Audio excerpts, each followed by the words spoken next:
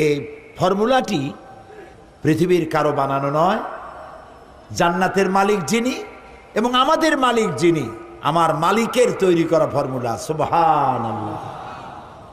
তিনি বলছেন,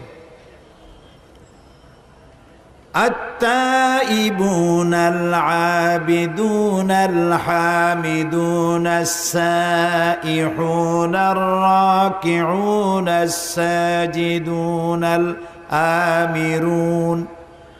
الآمرون بالمعروف والناهون عن المنكر والحافظون لحدود الله وبشر المؤمنين صدق الله العظيم। আল্লাহ তাআলা বলছেন,